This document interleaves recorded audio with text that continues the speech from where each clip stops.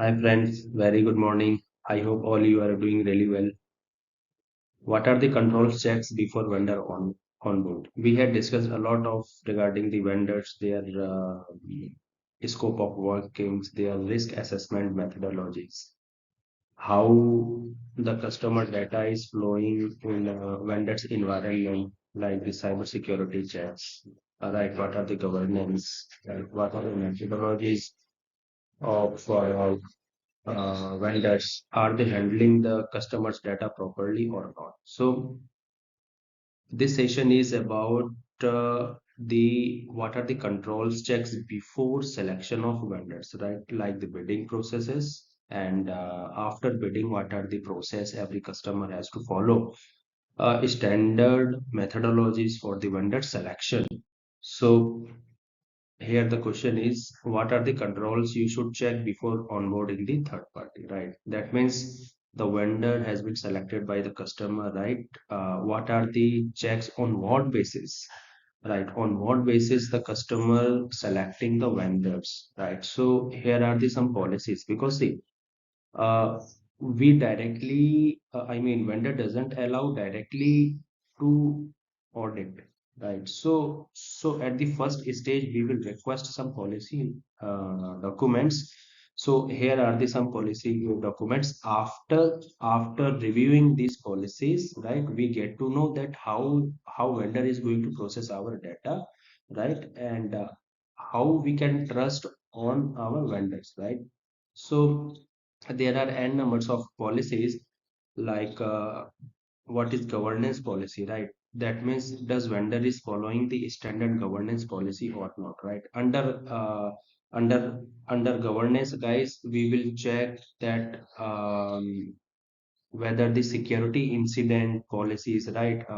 What are the methods they are using, vendors are using for confidentiality, integrity, and availability regarding our data, right?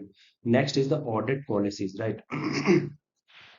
So, guys, under audit policy, are they reviewing their controls every quarterly or every half yearly basis or an annual basis or not? Because audit is an non-forgettable actions conducted by every organization, right? So, audit policies we should review. Next is information security policy. Under information security policy, guys, we will check that what are the controls in terms of the security to provide the CIA of our data. Under the information security, our policy documents, like the cyber security policy also come, right? That means how firewall, how proxy, how IDS, how antivirus, how DLP, right? How security operations center um, solutions are taking actions, and what are the methodologies vendor is using. We will get to know all these document policies via information security policies. Next is the asset policy, very very important policy. This is under asset policies, that like what are the how many servers, how many network devices, right, are there in the organizations, and how they are taking care regarding the health of the assets, right? Apart from this, if organization is providing the laptops, right, then our applicable controls are deployed on this asset or not. So all these policies um, comes under the asset policies, right? Next is the network policies. Network policies means, guys, are the network zones are bifurcated in the network devices or not. So deep study of networks will be studied in this network policy. So these documents should be reviewed by the customer once vendor was selected. After this, very very must policies, access management and password management policies, right? That means how the admin access control was, right? How the normal user was accessing their applications, right? Apart from this, how the vendor is using the customers applications, right? Like what are the access they are using, right? And does segregation of duties are in place or not? Apart from this, guys, very must is password management policy. Means are they following the customer's terms and conditions under the password management policy or not? Next is GDPR, data privacy and data breach policies. GDPR means, guys, general data protections. Like this is a law which generally used by the European, European countries. So, so is vendor is I mean going to follow the GDPR laws or not? Under this, guys, the usage of the personal data should be carried out for particular purpose they had declared earlier. So there are n numbers of policies under the GDPR one. Next is the BCM. BCM means, guys, business continuity management and disaster management. Means whether the vendor has a backup strategy or not, because incident may happen anytime. Once their data center goes down, does vendor is applicable to carry their business revenue from their backup data center or not? So all these policies comes under the BCM.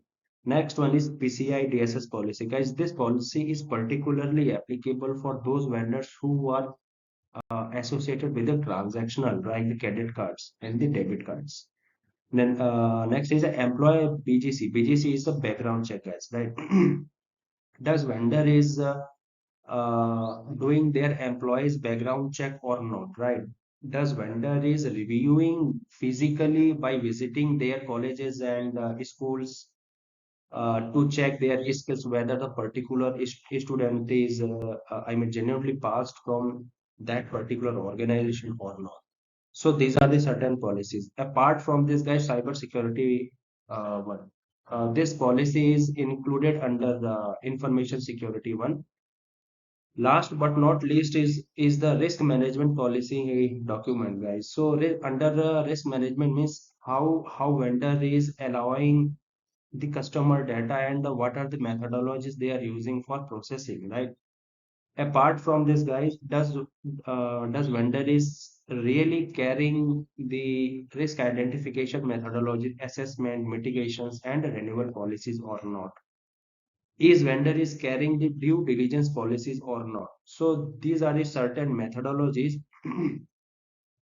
is vendor is carrying out or not. Such very deeply I mean customers risk committee has to review all these documents very carefully, because thereafter the vendor is going to process your data. If these policies doesn't recover reviewed on time or on deeply basis, then your data will be at risk. Next is what happens after vendor has submitted all the policies. Guys, client will review all the policy documents along with the evidences and sign their documents, right? Once approved by the customer board committee will review all vendors aspect like resources planning, right? Budget windows and service level agreement, right? NDAs, all these. So post done, best vendor will be chosen by the customers. Next is what is the name of that terms and conditions signed between customer and vendor, or we can say first party and second party, guys. NDA means non-disclosure document and agreement. This is the name of that particular terms and conditions which happen between both parties. Last but not least question is, guys, what is the tenure of the services provided by the vendors? Guys, it's not fixed in the market, right? It completely depends on how customer believes on your service. So, so normally I can say if vendor is a large cap organization, guys, here there is a mistake. I apologize. I can just sign this one. Sorry. This is actually large cap.